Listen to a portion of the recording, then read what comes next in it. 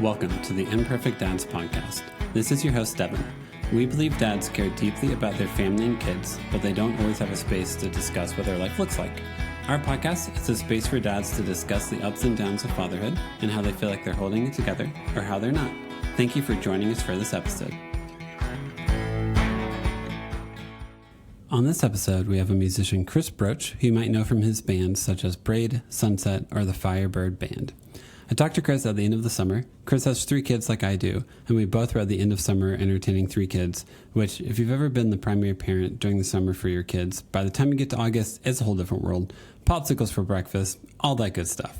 We talked about trying to manage screen time for your kids, the stress of moving when you have kids, simplifying your plans for kids during the summer, how becoming a dad changed him, getting sober, teaching production, trying to find the energy to be creative at the end of the day, his partnership with his wife, his time touring with Braid, making new friends as you get older, and his desire to always be better for his kids. And also just like one more thing. Dad, just start the episode. Oh, my bad. But yeah. Just trying to get it. Get a good background here. Yeah, get a good background. Is that an orange amp head back there? Is that what I see back there? Yeah, well, I got all this stuff here. Oh my God. Yeah, this is all my stuff here. Is that mostly bass amps? Well, 3 bass heads. Okay. I've got so I've got the GK Gold Line 500 and Ampeg SVT, and then I have a 1974 Marshall Super Bass that's under that case right there. Yep. And then of course my orange head, my Fender Twin, and then I've got a couple of orange, like a Tiny Terror and a Tiny Dark or whatever those are. And then my Marshall head, actually, I can't find my basic real JCM 900 head. We moved about a month and a half ago, and Braid's getting ready to practice. Yeah, and cool. Because we have the show coming up. So we're getting ready to do that, and I can't find my head. Like, we moved. I don't know where it is. So I literally was setting up the studio today, like getting stuff. I'm like, I got to go through everything. I started putting everything out. And I put this new carpet down. I feel good about it. Nice. Yeah. And anyway, so I can't find the head. I don't know where it is. It's around. How did you lose an amp head? I'm sorry. I don't like. Dude, here's the thing. I think I gave the amp head to the movers to move, and it was the only one. I moved all the rest of this myself because I didn't want them to touch it. But that one has a carrying case that I bought for touring way back in the day. So it was in a case. I'm like, you guys just move this. It'll be fine. But I have no idea where they put it, and there's stacks of stuff in the storage room. So I got to go dig. Anyway, that's kind of the deal. Yeah. But of course, I did all this setup in the 45 minutes that I had before dinner and before my wife was done with work, so that we would have dinner with the kids. And then she came down and helped me move a couple things to get the carpet in here while the kids were watching TV. So my days are spent with the kids every day. We've actually called this summer Dad Summer. Yeah. Because they normally do camp, but it's really expensive. It is. It's so, and we have 3. I have 3 kids. Yep. So my kids are 7, 9, and 11. My daughter is, so I've got the youngest is 7. She's my daughter. Mm-hmm. My son is 9, and my eldest daughter is 11. So they're going into 6th, 4th, and 2nd grade now. But anyway, normally they're in camp, but to have 3 of them in camp is it's outrageous. Yep. So it is. Those are the costs also that they don't tell you about, because people are like, oh, kids are expensive, and I also have 3 kids. I have I have a 9-year-old daughter, a 7-year-old daughter, and my son is almost 4. And I'm a stay-at-home dad. So dad summer camp all the time. Because even if we do like, all right, one of my daughters did a dance class for a week with some of her friends, or like a dance program, and it was like $300. And I'm like, that's only like 4 days of the summer. That's right. That's right. It's not a lot. But you know what I've figured out though? I've kind of been doing the math, right? So you spend $300 for a week for them to do something, and it's like, you probably wouldn't spend that much just having them at home. But you can definitely spend $300 a week just trying to do stuff with the kids. Yep. If you, even alone, like, you know what I mean? So the summer, you're like, if you go out and buy lunch, dude, it's crazy right now. Yeah. Like, I don't love going to McDonald's. Unfortunately, my kids love going to McDonald's. Same. And so they're like, can we do McDonald's every day? And every day I say no. Yep. for the days that I don't, right? And because eventually I'm tired of saying no. But then it's like $35 or Yeah. 45 bucks And that's a if steal. they eat. Yeah.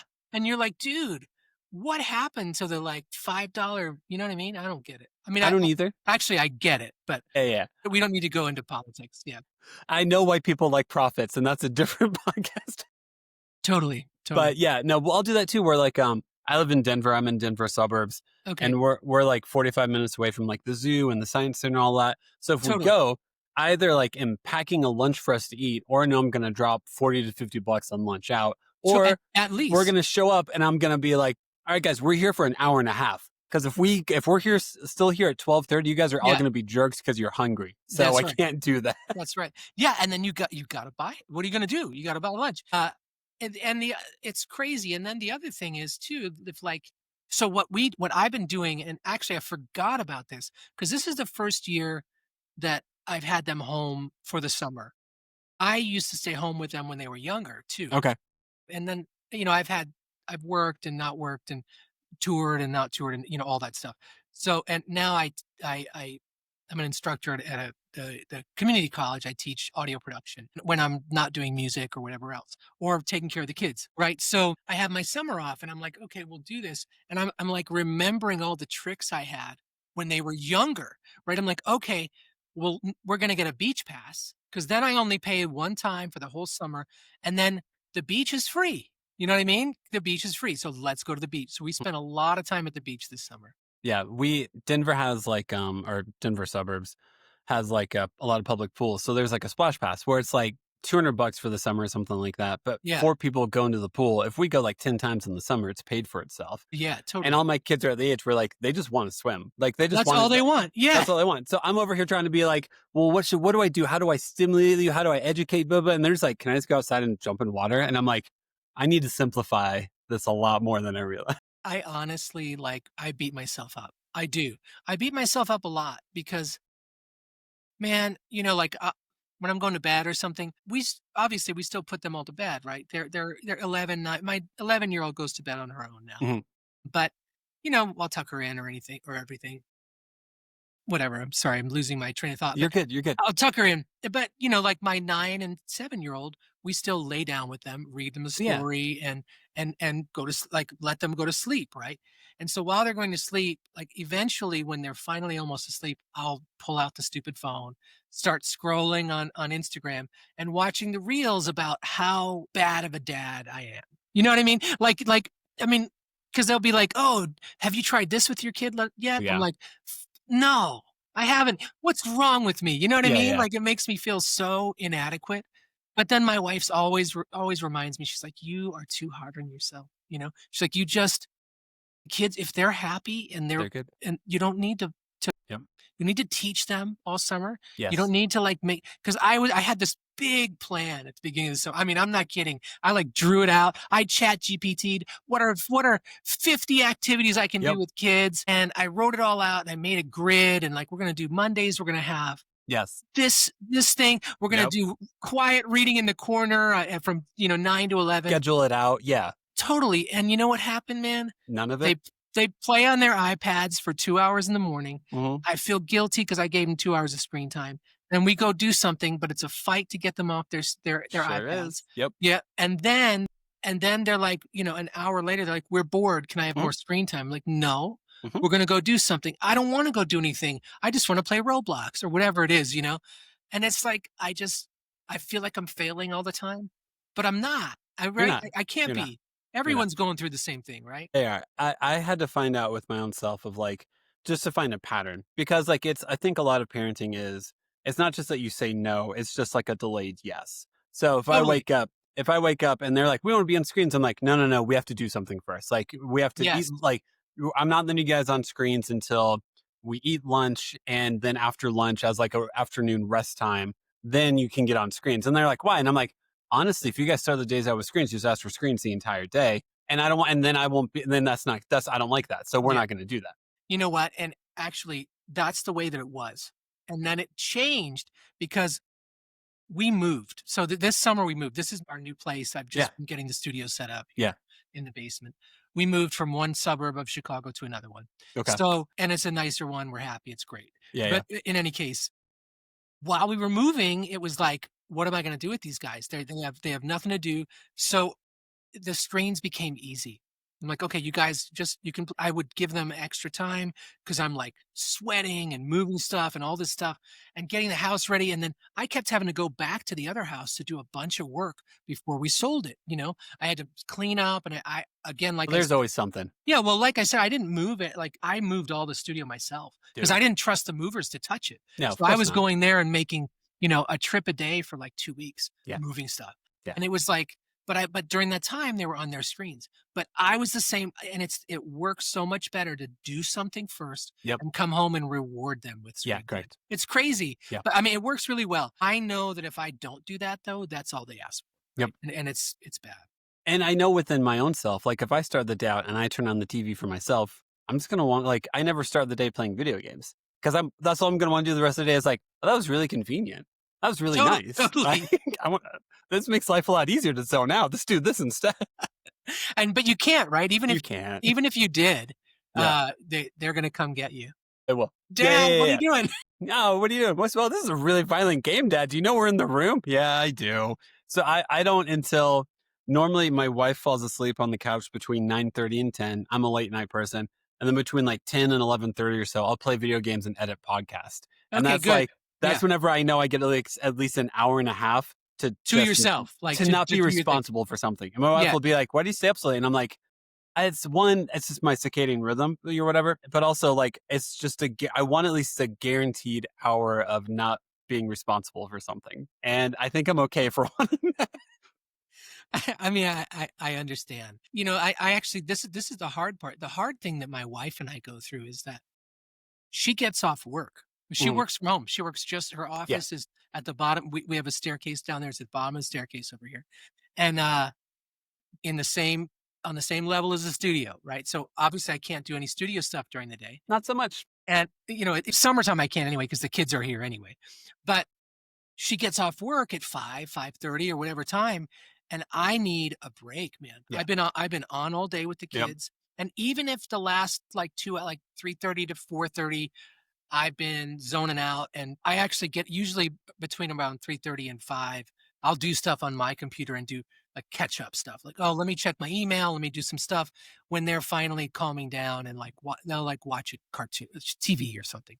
Watch cartoons. Well, they're super into K-pop Demon Hunter. Of course. Who isn't right now? Yeah.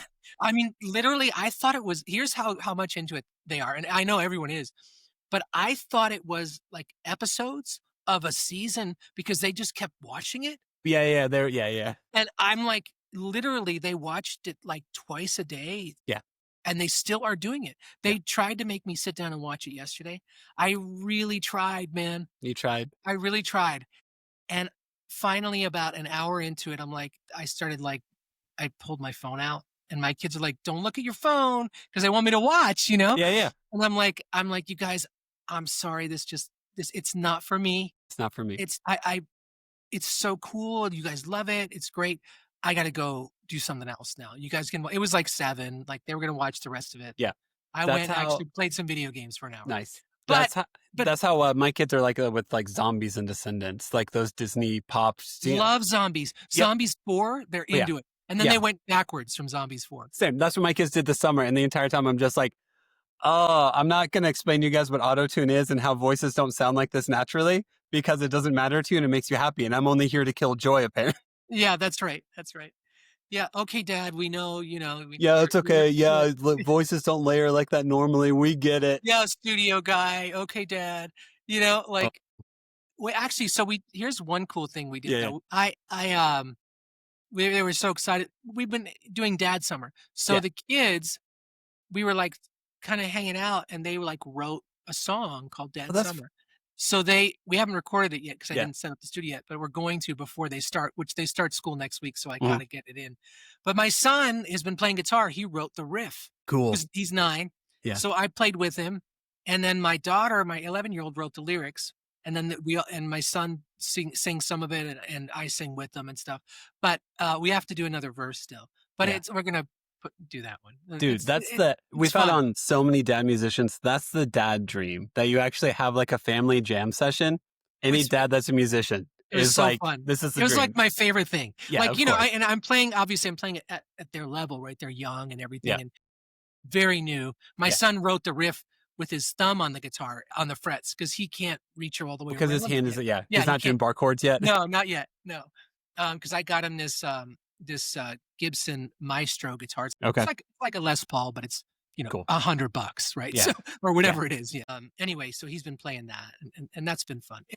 It kind of is the dream, for all the like I'll be upset, like, man, I wish I could be just like the other day. My son asked me, he's like, Dad, what's your favorite thing to do in the world? And I said, probably play music. I wish I could do it more often because I'm spending a lot of time. I didn't say because I'm spending all my time with, but he's like, oh, I thought you were going to say to hang out with us. And I said, oh man. So my favorite thing, Brutal.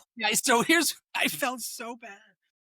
And so and the truth is, of course, they're my favorite people in the world. Yeah. I said, if I had something to do on my own by myself, Yeah. the thing that I had to kind of go back and be like, course. because it's true. If I could do it by myself, I would just play music all the time. I'd play it as often and in front of people as often as I could. I don't have time to do that as much anymore, and the opportunities aren't as abundant these days, right? However, it is true that most of the time when I talk about them, I'm like, they're my favorite people and all this stuff. So he was like really surprised, and I felt like I felt my heart just crush, for him. But he's like, okay, so by yourself this, but in the world us. Of course, of course. Yeah. Well, I mean, because like if right now, like, hey, Devin, my wife will do that of like, hey, go plan a trip to go somewhere, go do something, and I'm like, what, by myself? Yeah, with no children? Yeah, and without you? Yeah. Okay. So like this year I went to, so we lived in Nashville for 18 years. We just moved out to Denver area last year. Okay, cool. And so like I got really into like Nashville SC, their MLS team out there. And so like this year I flew back to go to like a soccer game basically with all my friends. Awesome. Yeah. And I planned out like every hour I was there. Cause I was like, if I give myself 10 minutes of not like knowing what I do next, I'm just going to sit there and be like, where am I? Like what? Like what do I do? Like I'm sure you feel the same when your kids go back to school. You sit there for a bit and you're like, I know I have stuff to do, and I should get started on it. But my nervous system is still anticipating meeting a need that I can't do anything. That's absolutely true. And in fact, I know that's going to happen because it does happen, right? The thing that's hard about all of this, though, for me too, is I want my free time. I want to have more free time. But when I get it, it's the same thing. Sometimes I'm just frozen. Like, I don't know what to do because nobody needs me right now. It's so hard. Yeah. Yeah. And I saw this Bob Odenkirk or somebody said did you see that? Yeah. Where he said, like, what are you envious Best of? job, best role you've ever had. Yeah. And he was like being a dad because I always knew how I was needed every single day. That's right. And you didn't have to worry about being relevant or any of this other stuff, and it just tugged at me, because it's like, I'm in it and it is the best thing in the world, right? I mean, it is the best, even though there are days that I lament, like not being able to do these things, these things that I like artistic craving to create and do more stuff. So I try to do it as much as I can. So I was going to get back to this. So my wife and I, so she'll get done with work, and this was I was going to get back to. Yeah. She'll get done with work and I'll be like, man, I need a break. And she's like, well, I need a break. I've been on all day on meetings, and she's like a boss, like she's big deal. I mean it. I'm not, and so she's awesome, and she works really hard, and obviously she deserves a break too. But I'm at such a limit that I'm like, I gotta go do something for an hour, and then I end up going and playing video games. I don't feel better, or like I want to like exercise more, but I'm like, but I feel like here's the thing, if I leave, like I can't just go outside for a half hour by myself because the kids need me still. Yeah. Like, you know what I mean? Like, without question. She's trying to like get done with work, and they're asking for things. And as soon as I start to try to get away, they're like, oh, mom, dad, mom. And I'm like, oh, let me get that. Let me just get this thing. Cause then it's dinner time. And then, by the time dinner time's over, we might sit down and try to watch something with the family together Yeah. or do something like that. We'll try to watch a show or something from time to time, and otherwise it's like, then it's just straight into bedtime. And by the time bedtime hits, I'm like, I'm so beat. Hmm. I'm not going to come down here and like No. write a new song. You know Nope. what I mean? Like, No, I completely get it. Like I have, if you can see, I have like a Taylor acoustic just sitting yeah, over there. yeah, That thing doesn't get played that much because of the exact same scenario of like, yeah, yeah, I'm like, okay, cool. Now be creative in a way that challenges you. And I'm like, yeah, yeah. I've been challenged all yeah, day. Yeah, plenty challenged. Like, but no, I have the same, whatever, like creative leanings or whatever, where like, yeah, if it's like, hey man, you need, if you give me free time, I'm going to assume I should do something with my time that means something. And part of meaning yeah, something to me is creating something. So it's like, yes, hey, did you journal? Did you not write a song? Did you write a riff? Did you just tinker around on yeah, guitar for like 30 sure. minutes? But like tinkering on guitar at 9 p.m. me versus like 2 p.m. in the afternoon me, different people, very Totally. different people. Oddly enough, I've become more of a morning person. Yeah. I used to be a night person. Having kids, I'll just say this, like, I am a completely different person Yeah. than I was before I had kids. Yep. I care about totally different things, and as I think people should, but not Yes. everybody does. I think Not some everyone people are does. and not in a bad way, because I think sometimes there are people who are able to balance it and keep that, like, I'm still an evening person, I'm still a nighttime person, and I still go to like a lot of shows or Hmm. whatever it is. I don't go to anything. Really? I don't have time. I try, Yeah. but like I'll buy like tickets to go see like to go see like David Cross, for example. Okay. But Yeah. I'll go to like big things. Yeah. Or like if a friend's coming to town, I will try to go. But it's like, but like my daughter's in plays, like I can't, you know what Yeah. I mean? And I'm driving her, like my 11-year-old, she's very creative. She's does dance and plays. And so I'm driving her 3 times a week to play practice in Yeah. another suburb that she got into this play. I'm not gonna not. That's awesome. I want to support her Yeah. dreams too. You know what I mean? So and all of them. I coached her in basketball and gonna coach my youngest one in soccer. Like I love Nice. doing this stuff. It's Yes. like it's the greatest thing. Yeah. But like I think that people who knew me like 10, 20 years ago or whatever would be like, I do not recognize, you are not at all this, you know what I But mean? also like the life we would have had before of being a touring musician, in which like, I mean, from what I can tell, I've never been a touring musician.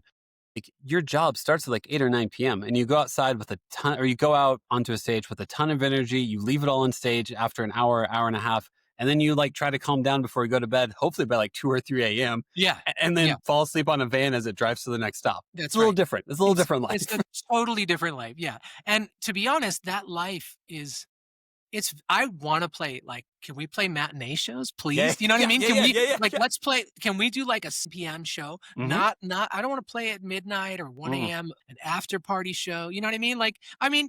Because first of all, like I've been up since 7 anyway, Yeah. 6, Yep. 7 with the kids, and I'm still, like we played Riot Fest. There's this big Yeah. there's a big festival in Chicago. We played Riot Fest a few years ago, right?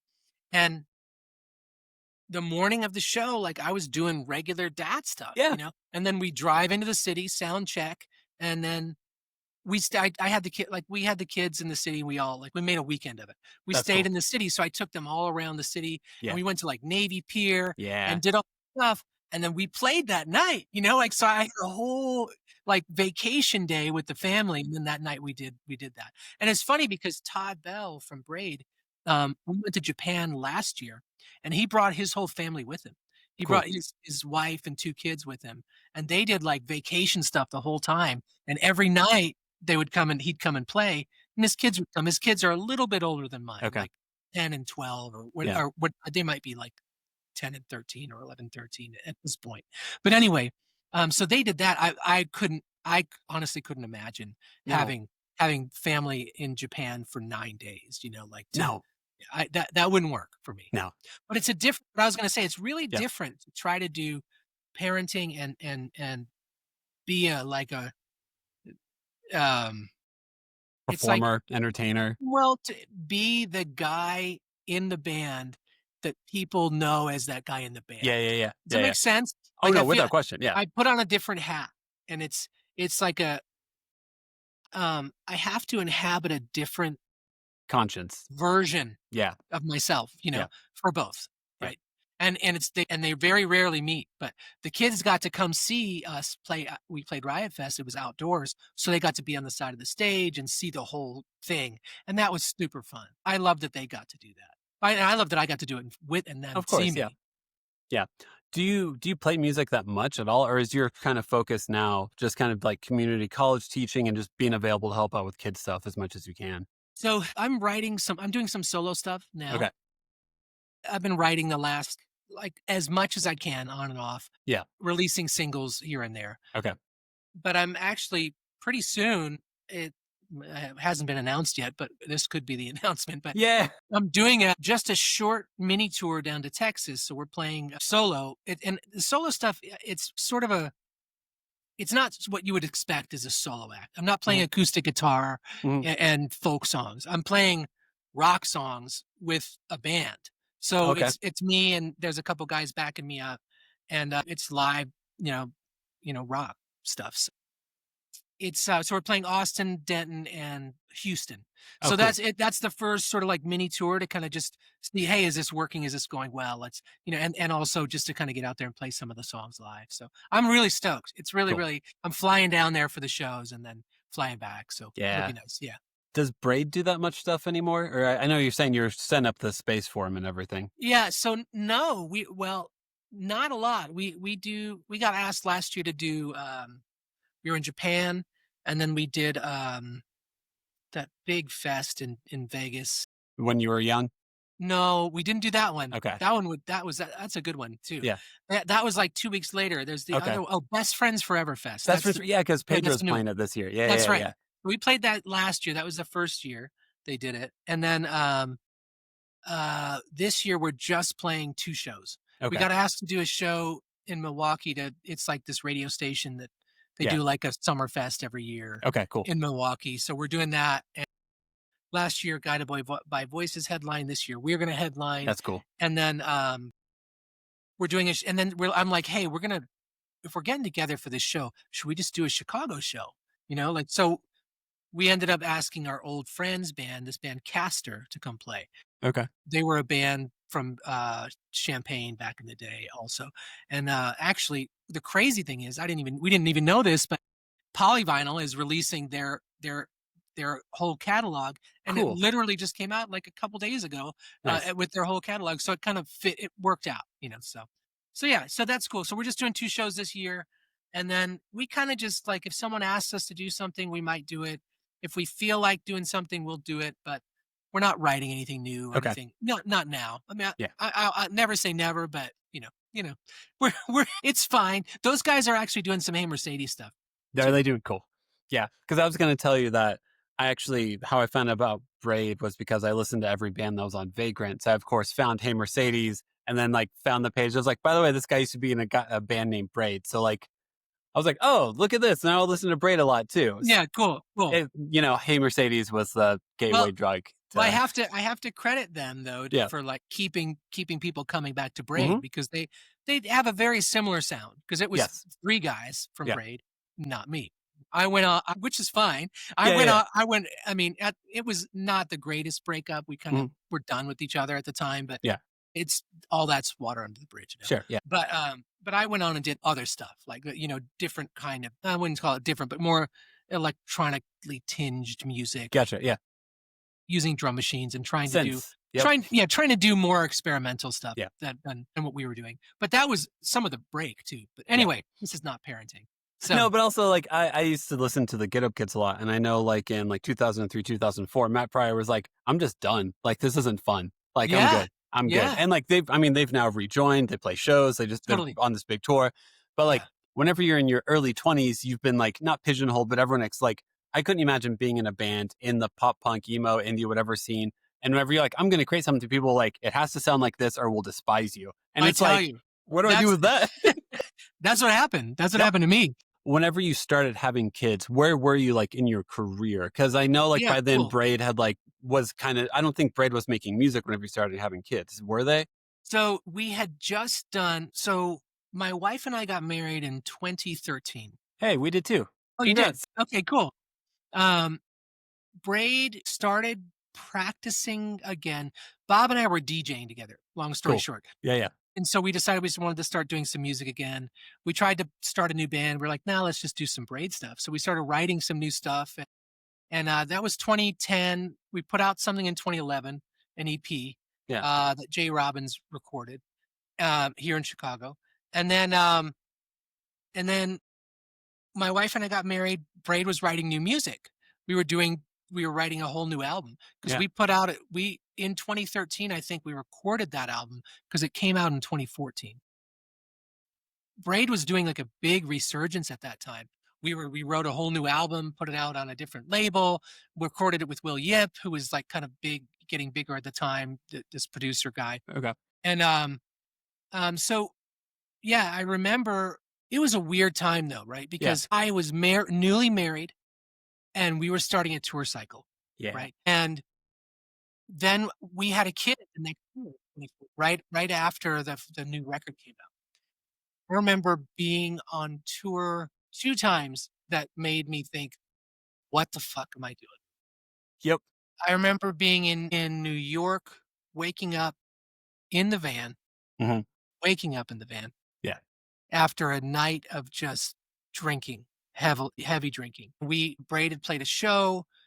I think we had done a late night show also. We did like 2 shows, a regular show and then a late night show at St. Vitus in New York. And then I think we DJ'd even later, or maybe Yeah. that was next night. I can't remember. But then this guy came out who was a friend of our friend who was a writer for SNL. We were hanging out. We were just having Yeah. a really great time. But we ended up I fell asleep in the van and I woke up and I'm like, "Man, this is the worst." Yeah. I think I was 39 or something, and I'm like, "This is not like this is what I was doing 20 years ago when I was Yeah. 19, waking up in a hot van, hungover." And then that was the first realization that like this is different than it used to be because I had a wife at home, Yeah. and she was pregnant, I think, at that time. And then I remember being in Japan after my daughter was born. My daughter was born in April, so she Okay. must have been born when I did the tour too. Okay. My eldest, and I remember doing the same thing in Japan. We played in Japan with American football, and it must have been 2015, I think. Yeah. And those guys, of course, they're all old friends of ours. And I grew up with Mike and Steve. Steve Cool. Holmes and I played in a band together in high school. That's awesome. And Steve Lamos, the drummer, actually played in the Firebird Band with me for a while. Did you really? Yeah, That's cool. yeah. And Mike, of course, Mike was in Captain Jazz, and we were all friends. And I used to go see them play shows and stuff in their mom's basement. That's so cool. My old band opened for them in their Yeah. mom's basement. Yeah. Did you guys all go to college at the same time also? Yeah, we did. So Cool. I was a year older than Mike. Mike was a year younger than me.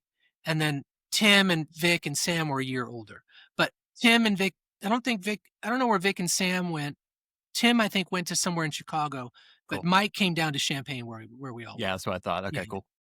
Anyway, long story short, so we were in Japan and I saw Steve and I hadn't seen Steve Holmes in a long time. Yeah. And I was like, yo, and we just did shot after shot in Japan. And I remember waking up going to bed and just missing my daughter who was Yeah. like, probably 5 months old. Yeah. I remember having a friend at my house in Chicago who had kids years before. Him saying, being at my house, and we were like, he was there to write music with me and hang out. This is before I was married, before I had kids Yeah. or anything. Saying like, "Oh, I miss my kids," and I'm like, "What the fuck is wrong with you?" Like, I remember thinking that. Yeah. Like, what's wrong with you? This is your night to like. This Yeah. is your weekend to like This write is your some time. cool. Yeah, this is you to like write awesome music. Yeah. I didn't understand that. Nope. And then it hit me, 5 years later or whatever, when I'm out of town in Japan, far away from my family and my new young daughter, and being like, I can't believe that I'm like drinking like this. And this is like, I remember Todd and the guys had to carry me home from Really? the bar in Japan. Yeah. Yeah, I couldn't walk. Yeah. And so that was the first time I quit drinking. Okay. Yeah. And then I didn't again for a while. I started drinking again because I thought, oh, this is fine. I'll be fine. but I actually quit again in 2020. So I haven't drank since 2020. My kids were very young. Yeah. Congrats, by the way. Yeah, thanks. Yeah, it's Yeah. been 5.5 years. And Yeah. I mean, that's another thing, man. I mean, you can't do that. You can't be Can't. drunk and parent. You can't. just can't. You're useless. You're so useless. And I mean, I think I was a fun guy sometimes, but I wasn't always fun. no. I was sometimes like not the coolest guy, like Yeah. fucked up and it was. Well, I mean, like I've talked to a friend about this before because when we moved out here, he helped me like load our pod and all of that. And I was like, hey man, let me like buy a drink or something like that as a thank you for like spending your whole Saturday like yeah. moving furniture with me. And I was like, do you want a drink or anything? He's like, I'll take a non-alcoholic thing. He's like, oh, cool. Can I ask why? And he was like, oh, if I have like a drink or two, I'm just useless the entire Yeah. next day. And Yeah. I sit there being useless, feeling useless, watching my kids need me, watching my wife meet all their Yeah. needs while I sit there useless for an entire day. Yeah. And I don't like that. Yeah. Today, right now, today's the day whenever I make the decision to not be that person tomorrow. So Yeah. like, yeah, man, buy me a fancy non-alcoholic cocktail or something like Yeah. that. But like, yeah. I'll take just one of trust me. those. Yeah. I'll take one of those. But like, if I have a drink or two, I'm going to be so useless tomorrow that then the guilt of that will last me for the rest of the week. And Right. the slight buzz I get, it's not going to be worth it. What's the point? What's the point? That's actually for me what keeps me from even Yeah. on the days that I don't, that I'm like, oh man, it'd be really nice to have a beer or whatever. I'm like, you know what? I do not miss hangovers. You don't. I do not miss You being don't. useless, being out, like just unhealthy, not feeling good all the time. I don't miss it. So, but yeah, it's kind of the best gift I could have given my kids Yeah. is not be like that, right? Yeah. So Well, also like I know myself like too, but yeah, you do it for yourself clearly. obviously I have But to. like, yeah, also whenever you are hungover, whenever you are drinking, it's not like you're making other healthy decisions. Like when do I eat the most Taco Bell or Wendy's? It's whenever I'm That's buzzed. right. That's So right. like, That's right. there's multiple layers Oh, of I'm super hungry right now. oh, let's get 5 tacos for $10. Like, okay, yeah. Get that box, the 12 box. That's right. That's it. I'll then eat the you'll- rest tomorrow. Yeah. Oh, yeah. dude, have you ever Yeah. tried to reheat Taco Bell in It's the the microwave? worst. I have. You know why I've tried to do it? Because sometimes my kids like Taco Bell. So Okay. that like I'll get them. They just like beef and cheese tacos. Only Okay. beef and cheese. So like I'll try. Yeah. Like I'll bake it. The only way I Okay. figured out how to make Okay. how it works. If you bake a hard shell taco, then it's hard shell again, and they Yes. can eat it the next day. Gotcha. Okay. That's that makes sense. that's the secret. That makes sense. But Taco Bell is a good one when you want to save money. It is, Yeah. yes. But not anymore. No, It's still expensive. anymore. So. So does that Anyway. mean when your kids were young, did your like shift kind of focus from I need to do music full time to like, hey, what are other things I can do, other things I can find? Or were you still kind of music first? So in the early days, I was really big on being a really great dad. Even when I was like still drinking and Yeah. all, I was still really big on being. I've always cared about I care a lot about being a good dad. Yeah. I try a lot. Yeah. So it was always half and half. It's always been like, okay, let me focus on music, or when as soon as the kids go to sleep or whatever, as soon as I could get away, I would go do music. That has faded a little bit, but it's not for lack of wanting to Mhm. do that, but the kids are older, they need more right now, and it's not so easy to just ask my wife Sonia to be like, hey, I know it's like 6 o'clock and you just got off work and dinner's got to get cleaned up, and can I just I just want to go see this show. Like that's not going to work really, Mhm. on a weeknight, and or I just want to go downstairs and like Zone. I Yep. can't just like strike up, like turn on my amps and everything at 6 at night, or 7 at night. They're going to bed at 8, so yeah, but I was also working full time for a while, Okay. like working. So when my youngest daughter was young, I went back and had a full-time job doing tech work, like Yeah. Okay. tech stuff. Yeah. And my wife's an engineering director. So she was an Okay. engineer for a while, and she got me into doing tech stuff, and I was doing like solution architect work and things like that for different software, right? But anyway, I just had a knack for it, So I did it, but I did it for probably 5-6 years, and it was soul crushing. Yep. It's really good money. Yep. But I hated every moment of it. At the beginning, it was fun. for me. Super fun. I was making great money. I was able to take care of the family. It was awesome. But then as I kind of like moved up the ranks in this stuff, a lot more was expected, and I was getting a lot more hyper stress, man, anxiety and stuff like that. So anyway, yeah. So I kind of, in fact, sometimes I'm like, Sony, do you want me to go back and do that? Because like Yeah. we're kind of broke or whatever Yeah. it is, Yeah. right? And she's like, no, I can't live with you when you do that. So she's kind of like an amazing. She's like, no, you take care of the kids during the day, and so that's what I do. So now I get the kids off to school. Sonia helps do that too. But when they get off of school, I'm there for them. Yep. So like they're all school age now, so it's different, right? Because they're school age. So I do have time during the day Yes. to do things if I wanted to do stuff, which now I can. But that's also why I'm starting to teach, because Okay. I wanted to do something that would be really fun still, but I could also make some money at. It's literally nowhere near what I used to make doing tech work, hmm but it's enjoyable. I get to teach, these young kids anywhere between 18 and 27 was one of my students last year or last spring, how to record music and how That's to cool. use microphones and, Yeah. and then at the same time be like, here's what I think sounds good, right? I Yeah. think it sounds good when you do this with drums, and other people think this sounds good. Like it's fun for me to do that. So, and I feel like I feel helping people Yeah. learn how to do something that what I'm giving them is like the stuff that I wish someone had given me Mhm. when I first started. Like, hey, here's a cheat sheet on how to mix this stuff, right? I'm going to God, show yeah. like, you know what I mean? So Yeah. it's fun. It is a lot of fun. But yeah, the balance has definitely shifted, Yeah. and Totally. it shifted really fast though. Once I had kids, it was more like when they were young and needed me to put them to bed and stuff. I forgot about wanting to go out and That's do cool. anything. That's really You know what good I though. mean? Like Yeah. it was an easy transition, but I think as they get older, there's this pull for me to come back and start. Okay, now you do have a little bit of time because they Yes. are they're not older yet, but there's a little bit of a tug saying, "Come on, start writing some stuff," Mhm. because it's just this part of me.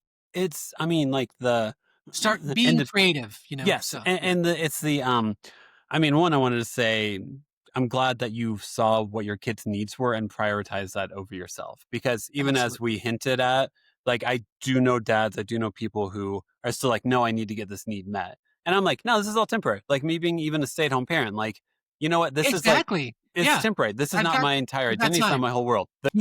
Having time Yes. to prioritize some of your own um needs, really, right? But for me, it's okay to put it on the back burner for a Yes. little Same. It's fine with me also. bit. I feel good about it because Yes. because if I'm not here for them, who else is going to be Yeah. anyway? Or You I'm know? paying someone to be. And Yeah. then that's a whole different Well, evaluation. it's ninth of all. It's expensive. You don't got an extra $3,000 a Yeah, month for childcare? yeah, and then try to like, pay for a lawn service or Mhm. something. You just starts to add up, man. I It mean, does. Honestly, every time we're like, should I go back to work? Then it's like, okay, cool. So we'd have to pay for aftercare for the kids. We'd have to yeah. pay aftercare for three This is kids. like what Sonia does with me. Do you really like you don't want to be home with them? Like, and I'm like, well, I do, but she's like, do you really want to deal with all that the bullshit? You're awful to be around. She told me, and I'm like, all right, you're right. I get it. But like, Yeah. the other way I've described it is like, my wife and I no longer have the conversation, who takes care of the kids? When we both worked full time, it was a constant conversation. One kid has a fever or something like that. And it always felt like Who's gonna stay home? the Yeah. conversation was, whose job matters more today? And there's so much ego wrapped up in that question. And Yeah. you just need someone to take care of your kid. And if you don't live near family or family is unavailable to take care of them, it's one of you two.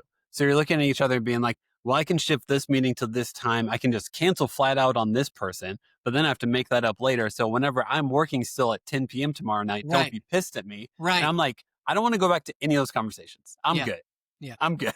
Yeah. Yeah. Yeah. I get it. It's very similar here. Yes. And it was similar, There are times when I have to go do something for work, Yes. at school, like at where I teach. And it's like I feel bad because I'm nowhere near making enough money to be Yeah, like, yeah. I need this prioritized, Yes. you know. Yeah. But she really likes that I do it because she sees that I enjoy it. So Yep. we make it work, you know. That's So, what this podcast is, honestly. yeah. Is my wife is like glad that I have an outlet. I'm still talking to other adults on Yeah. a regular basis. This is the joke. This is the thing my wife and I say. Like I will literally sometimes like chat up somebody and I'm just like, I'm sorry I haven't talked to an adult all day. Yeah. You know what I Yeah. mean? Like it's Yep. just been my kids. Yep. Especially when they were young. I remember Yes. doing that a lot. Yes. Yeah. But Which is my wife's like, you need to get some what do you like? You need to go get some friends in the neighborhood. I'm like, I just want you to know that it doesn't work like that. It doesn't work anymore. like Yeah, that. yeah. I'm not gonna go next door and be like, hey, do you wanna Can listen Steve to come this? out and play? Yeah. Want to listen to this record that I know you don't like, or you know what I mean? Like, Yeah. or I don't know. Yeah, I just got recently. Here's a good example of that. It's like I just got Harvey Danger's second album, King James version, on vinyl because they did a repressing of it and everything. Super obscure album. And then you're gonna sit there like this with them. So what do you think? Yeah, sounds good. When this album came out in 2000, what were you doing? Like I don't know. I don't know what you're talking about. I've never heard any of these songs before. I'm like, but they're great. They're all great, right? We can all agree that it sounds better. I'll tell you this.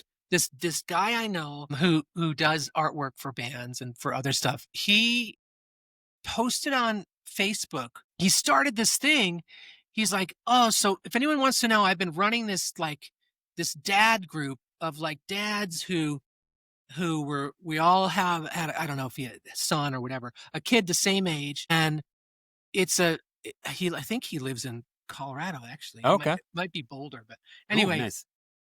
In any case, it's like 10 dads or something, and they run. It's like every once a month they do like a year, and every person has to bring something to listen to from that year. I'm for this. Yeah, and so they like you could bring it any format you want, CD, Okay. tape, vinyl. Yeah. If someone had an 8-track player, Yeah. The original tape reel. Yeah, the real, exactly. But everyone has to bring something.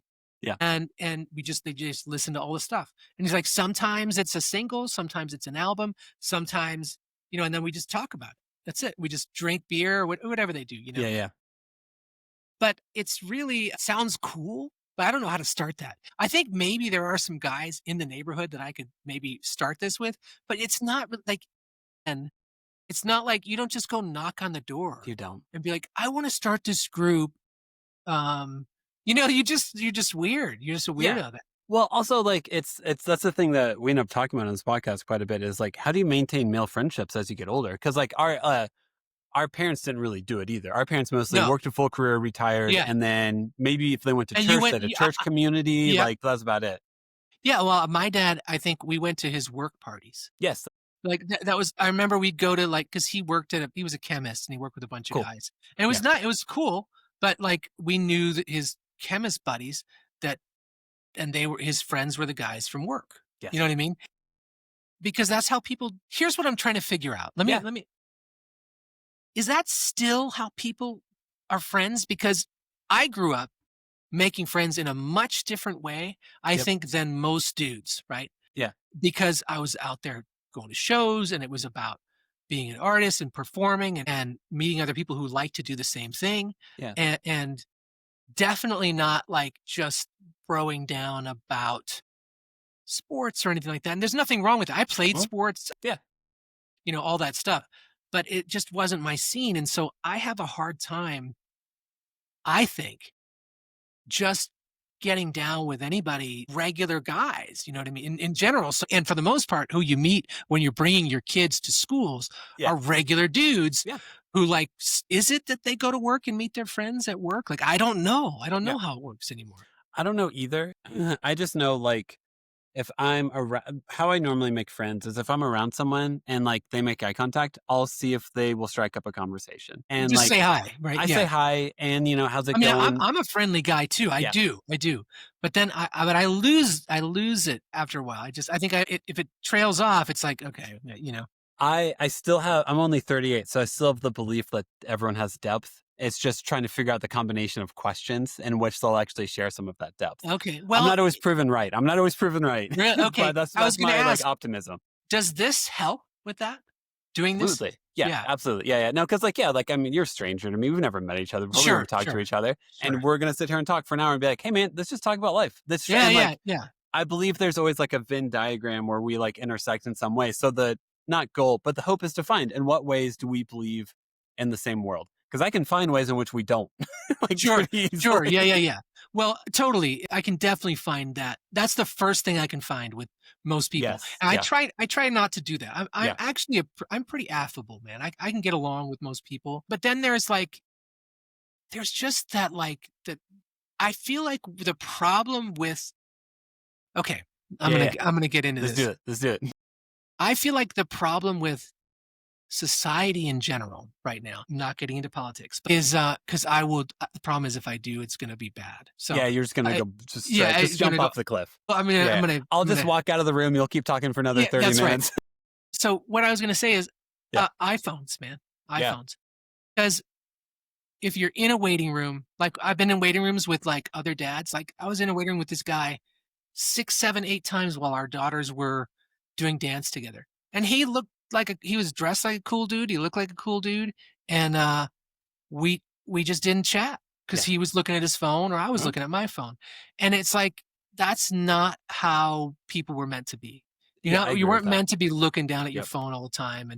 And I'm not upset that didn't blossom into some friendship. But what I'm saying is that the phone is a very big distraction for everyone all the time. And I think it's a crutch for most people. And especially probably since COVID even, But I literally sometimes I tell my wife, I'm like, I just want to smash this thing. I don't want to be on it. I don't want to look at it. I don't like it. I'll be looking at it. I'm like, I've been looking at this for a half an hour and done nothing with myself. It's done nothing to me. Yeah. I'm just going to I'm going to throw it out. I don't want it. And then I'm not doing the things I should be doing. Like, I could be like cleaning up the studio, getting stuff ready or doing, projects that I want to do, So I think if I meet another person that's new, I just try to be aware of what need I want met. Because if it's just a dad at the bus stop or something like that, if my expectation is a deep friendship right off the bat, no, man, that's not how this works. That's not going to happen. But I try to be in tune with that with my own self of I really want to have a deep connection with someone today. You're not going to find that at the bus stop in a 5-minute conversation. No, you're not. Your need to have a deeper connection with someone is a beautiful thing. But if I go look, just be aware if you're looking for the connections you want to meet. You're going to hang out with this guy, your kids. It's like a hangout, barbecue in the neighborhood or something like that. Cool. Just see who you can get to know. See if you find a similar interest. Sure. Maybe someone want to go to a movie with you.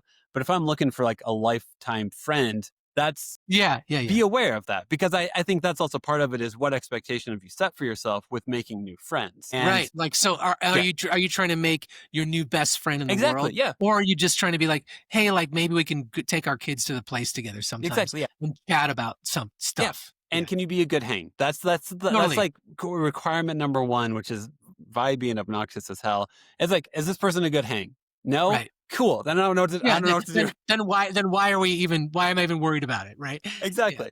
But I do think there's some loneliness is pretty rampant, totally. Without question. So then I try to I kind of overanalyze my day-to-day life of if loneliness exists for me and exists for other people, where am I trying to be tethered to? Where am I trying to make connections? And where am I trying to find these connections? Hopefully, I normally go to, how do I feel connected to my wife? How do I feel connected to my kids? Sure. Yeah, obviously. Yeah. But then you still, though, your wife can't be your only friend. So you have to do something else. Actually, for her sake, she cannot be your only friend. I'll tell you one thing. That is actually something we've talked about. Really? Yeah. Yeah. Oh, yeah. She's like, dude, man, I think that some of this stuff that we're talking about, you would do better to talk to a friend about, And I'm like, yeah, but we're talking about it right now. I gotta call him. I gotta schedule the hangout. Then I expect it to get canceled because of a kid thing. Oh my God, that's the worst. You know what the worst is though? The worst are the cancellations. Dude, it hurts. It happens. It happens a lot, and it happens because we're all so busy. Pretty much. And I talk about this a lot. It's your friends. You start to have kids, and your friends move to different places. They do. And all my good friends, none of them live near me. Really? Nowhere. The closest friend, that I have is probably Bob Nana Yeah. in the city. And but he's in the city. So we're like, 40, we don't get together, but his 50th birthday was recently. I went to that, which was cool. But yeah, man, it is what it is. But actually the cool thing is teaching at the college. There's a couple of cool guys there and guys that I've known for a long time. That's how I got the job is I actually knew some of these guys in passing for a long time. So now I see them regularly and we chat. So That's cool. it is actually a cool hang when I'm there.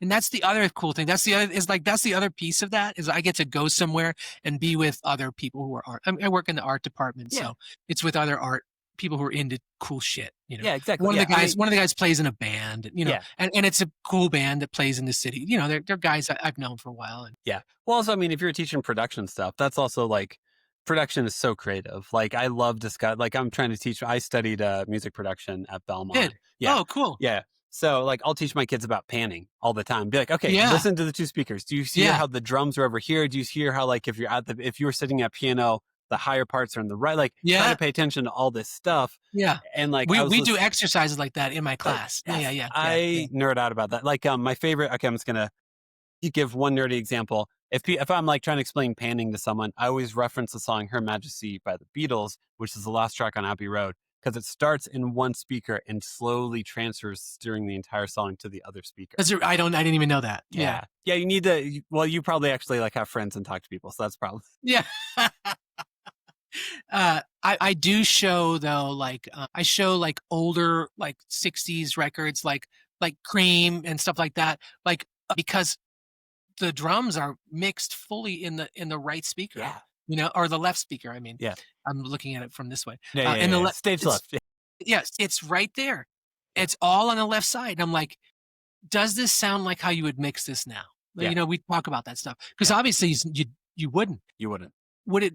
Like if someone went back and took the master tapes and redid it, I don't even know if they could. I don't even know if they mixed that in stereo, right? If that was just like a mono mic on the drums, that's right. It absolutely could have been. But a lot of stuff early days was. Anyway, it's fascinating stuff. But it is. But I love my kids, we listen to a lot of stuff. They were making. My God, they can't stop talking about buttholes lately. So. My wife mentioned the Butthole Surfers. Of course she did. I hope this is where this is. Yeah. And so they're like, "What is that? A real band?" And I was like, "Yes." Yeah, it's a real band. And so I played a song for them at dinner time by the Butthole Surfers. Yeah. And they thought it was hilarious, obviously mainly because of the name. But then my 7-year-old's like, "I want to hear more Butthole Surfers," and it was just crazy. It was crazy. It's fun. I can't wait to describe to my kids like late 90s, early 2000s comedy of like Jackass, Blink-182, all this extremely degenerate humor that would get everyone canceled nowadays. That no, this was just normal. Just people going on skateboards, falling on their ass and cracking jokes. This was called my teenage years. And now this is why you why you all wear helmets and pads every time you step outside? It's my because God. this is what we did as kids. Yeah. My kids, like they get on their bike. I'm like, you need to put your helmet on. Yeah. I never wore a helmet.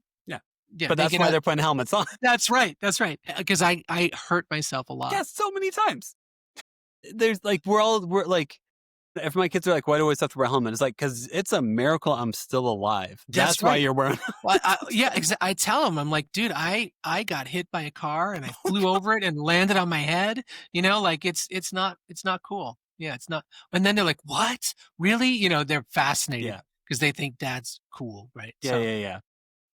Today, speaking of Jackass stuff, I still pull some bullshit like that. Like yelling out the window and being stupid. And because I think it's funny, I'm not being rude. I used to be rude just to be because I was a skater kid and whatever. Same thing. Sadly, very familiar. And so we used to do some mean shit, but these days my kids are getting into it because I kind of can't help it. Like I will sometimes just roll down my window and they love it. They think it's so funny because I'll just be like, "Hey, Joe," and it's just like anybody. Like my daughter's like, "How do you know his name?" I'm like, I don't know his name. Yeah, met that guy before. And he waves back. So today we're driving, and my son's like, "Roll down the window." I'm like, "Why?" He's like, "I'm gonna I'm going to say, hey, Joe to that guy or whatever it was. I don't remember. And they're like, no, don't do that. Because also I'm like, there are rules. We're stopped behind a whole line of cars. You can't do it if you're stopped. You have to wait until you're going by and you have an exit.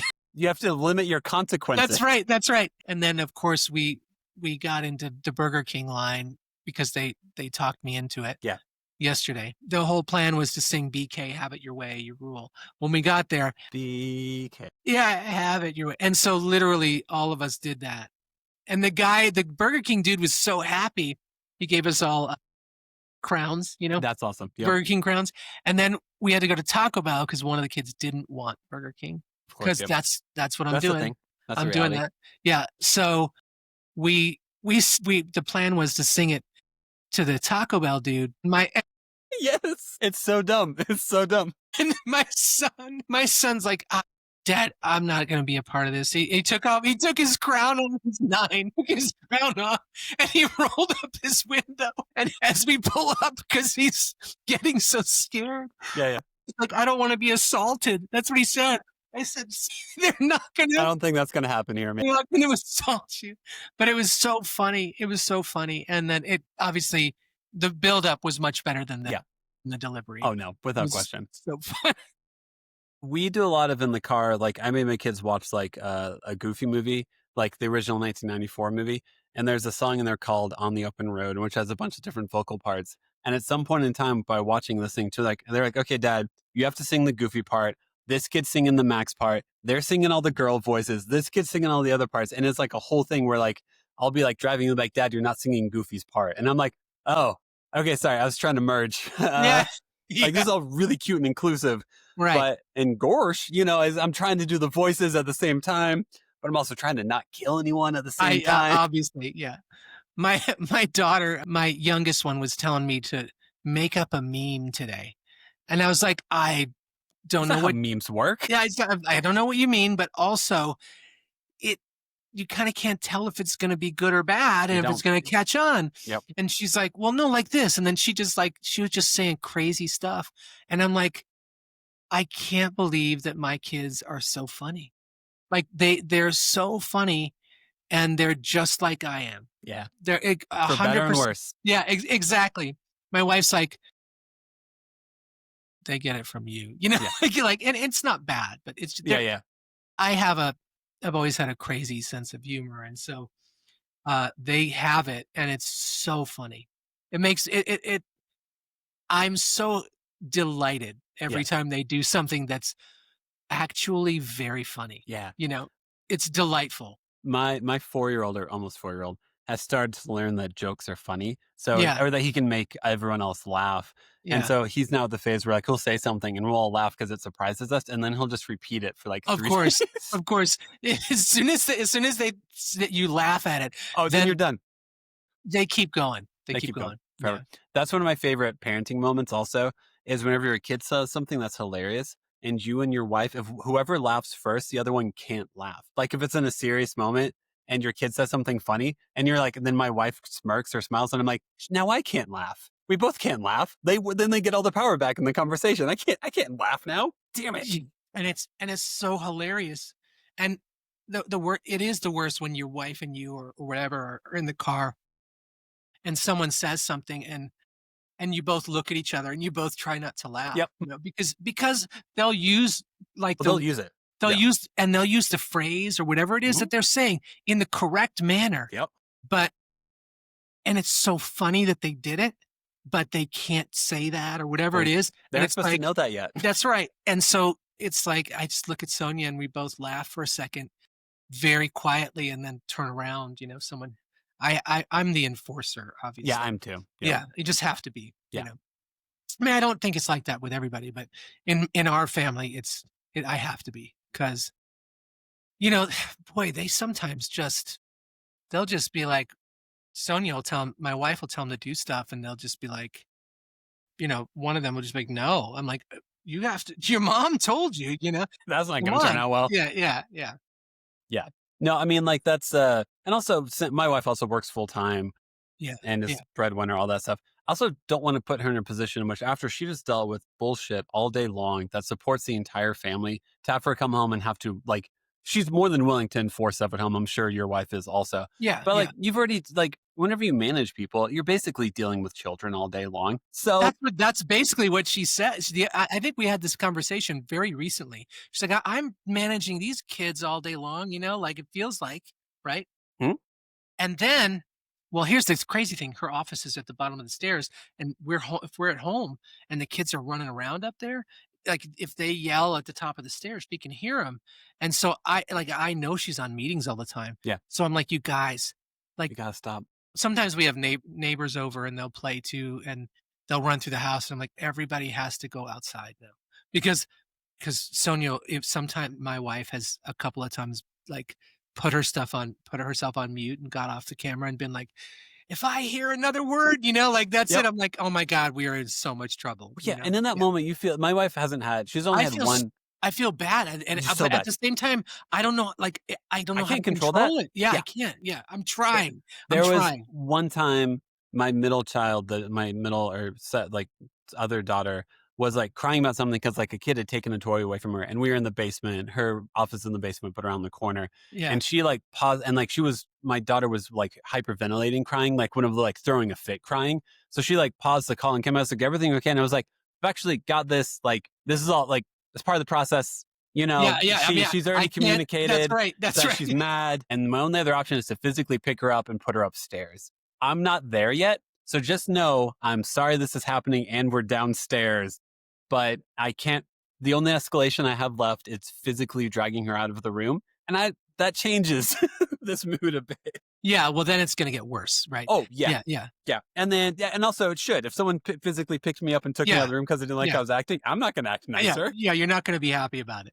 No. And it is funny though. Yeah. Because it's like, you can't control it. Like the same thing happened recently for us too. I think it was my youngest.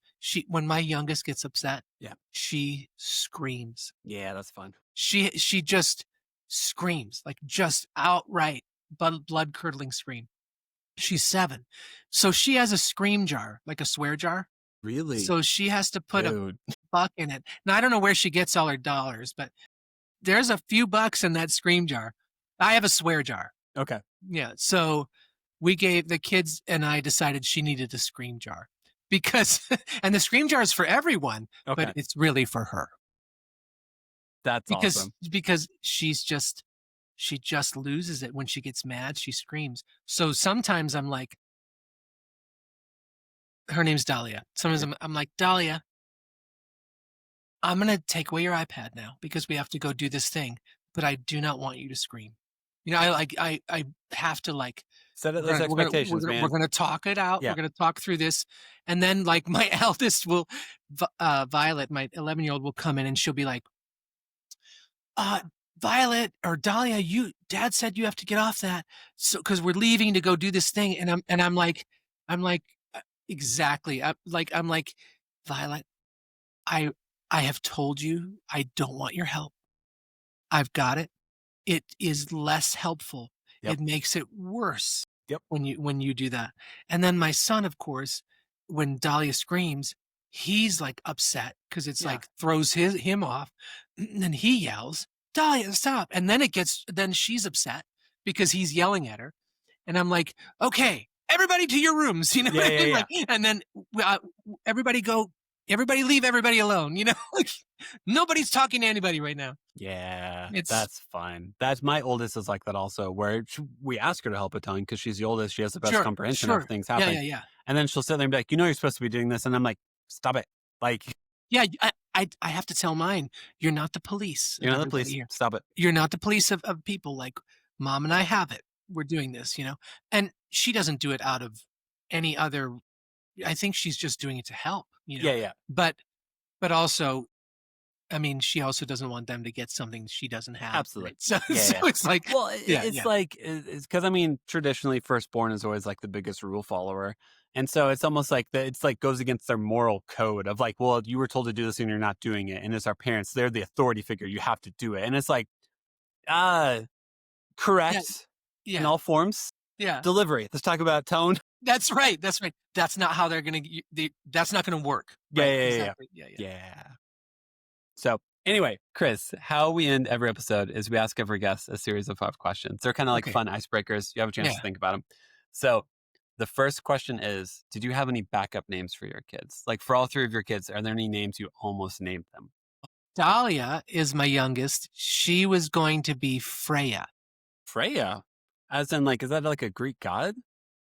Well, it might be, but that wasn't why. We just Okay. just like the name. It would have been Freja, Okay. I think, Okay. or what it might have been Freija. I can't remember. She would have been a Freya. My son Fox. My son's name is Fox.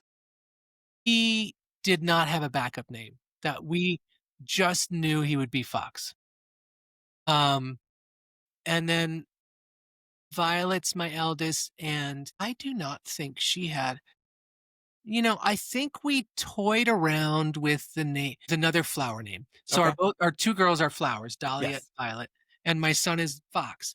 Now, Yeah. we just love the name Fox. Of course, I watched X-Files all the time. Okay. Yeah. But it has nothing to do. Fox Mulder isn't why, but it certainly didn't hurt. Yeah. He was awesome. Yeah. And we just liked the name, and we felt it was kind of unique, and we wanted our kids to have unique names. I don't know why, we just did. There's no Violet or Dahlia or Fox in the family. Violet's name was we thought about Daisy. Yeah. At one time, but I think Violet just stuck. Yeah, what are yours? Yeah. So first of all, Freya is the Norse mythology goddess with like love, beauty, and fertility. So I wasn't wrong. Oh, yeah, okay, you got it. Yeah. That's good. Yeah. Well, Nerd. my wife is Swedish and Norwegian, and There you go. Yeah. Norwegian and English and Scottish. So Yeah. So we also did a plant theme. So my daughters are Holly, Magnolia, and Josh. So all 3 of them are trees. Next question. Okay. Do you have a favorite TV dad or movie? Like movie, TV dad? Ooh, TV dad. All right, I know who it is, and it's the dad from Bluey. Bandit? Yeah. Bandit. Yeah. He's awesome. Yeah. Bluey is like, first of all, the greatest show. Yep. The kids still like it. We still watch it sometimes, and he's just such a it's such a great wholesome show, and the dad's great. Yeah. He's always up for anything. Yeah. Oh, you're gonna ride me as a horsey and stuff. Like, That's fine. I'm like, damn it, I'm not as good as like, again, reminding me that I should be doing that right now, because I always feel like, so I'll see these Instagram, like I'll be scrolling through and it's like, did you yell at your kids today? Like blah, blah, blah, or whatever it says, like, kids need this and that. And I'm like, God damn it, I'm not doing enough. And then my wife's like, stop beating yourself up, dude. Yeah. You really are. Like you're, Yeah. and I do this shit. You do. My son to do cool shit. My daughters, I just always want to be, like I said, I care a lot about being a good.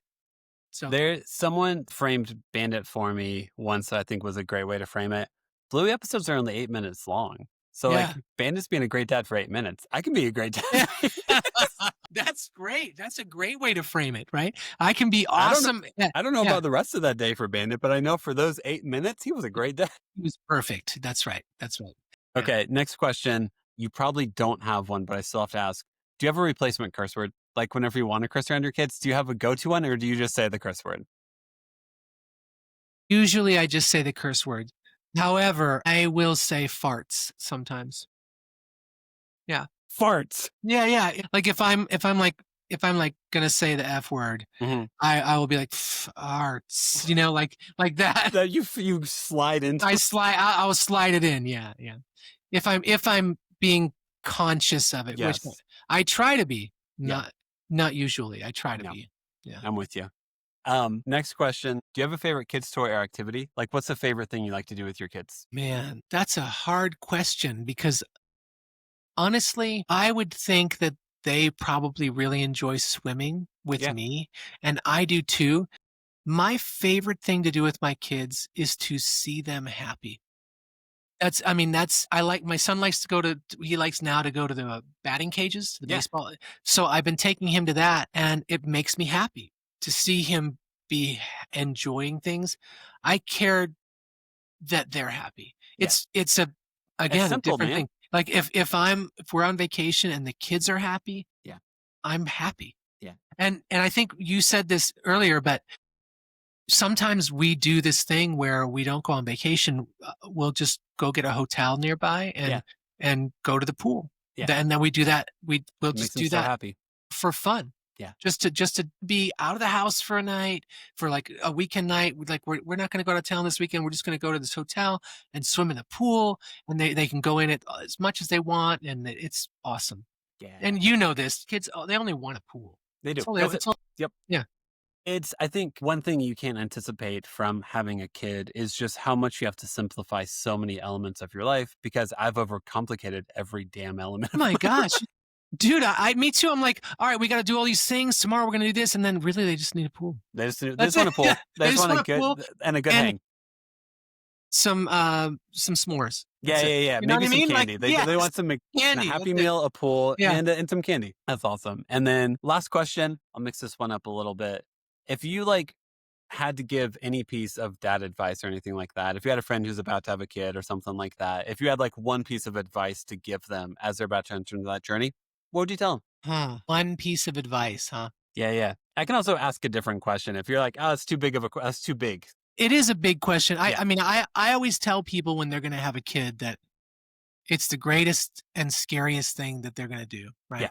And I usually, this is what I usually tell people, actually. I'll tell you. They're breathing and they're okay. The only thing you need to do is make sure that they're breathing and eating, and they will get to where they need to be. Because the entire first month or whatever, I tell them this, of my when my first daughter came, I would wake up in the middle of the night and just check and see if she's breathing. Yep. And I woke up in panic all the time. And they will be breathing and they will be fine. That's right. I said, it's scary. You're going to get home. Yeah. You're going to get home from the hospital and you're going to be like, now what? Yeah. Right. And now what is that you just hold the baby, feed it, change it, and eventually the baby will do things that are really fun. Yep. It might take about 2 years. Yeah. Well, I mean, but honestly, it's super enjoyable anyway. Like just watching them look at you, Yeah, it is. Just looking at them, Yeah. And them even just finding things to grab onto is fun. So anyway. No, but you do though. You have to simplify your life and your expectations of your day-to-day life so much, because it is like, okay, did my child eat today? Awesome. Did they sleep? Awesome. Did they poop? Awesome. That's great. I'll tell you the last thing that I tell them is that I always say that my life is super different once I had kids. Yeah. I tell them the things that you think are important now are going to change. I just tell them that always. Yeah.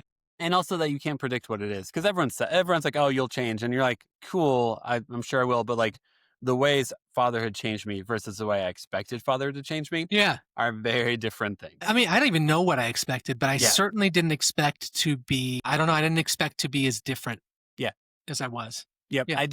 I knew my priorities would shift. I didn't realize, I feel like my wife will say this, that her definition of what selfless meant changed drastically whenever we had kids. Yeah.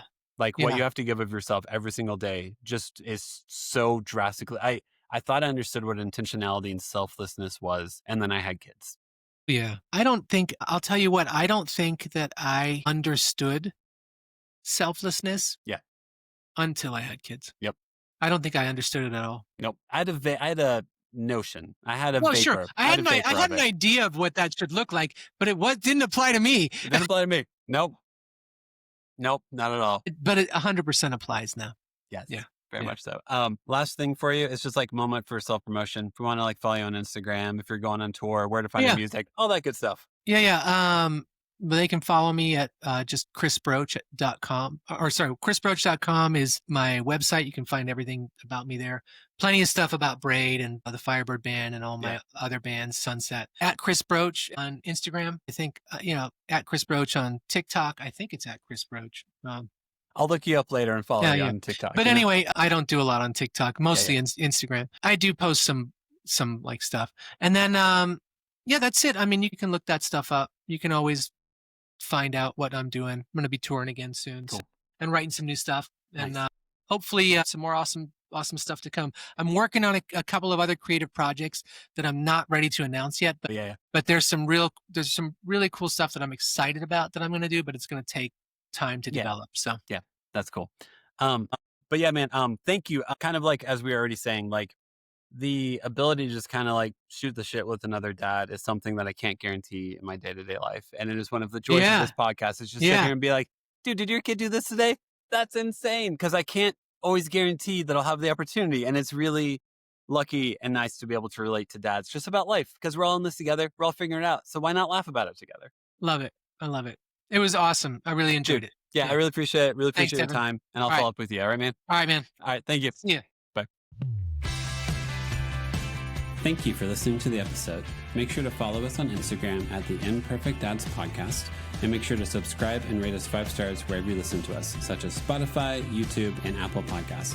The music is provided by The Wild Feathers, and all episodes are produced by me. Make sure to tune in Mondays for new episodes.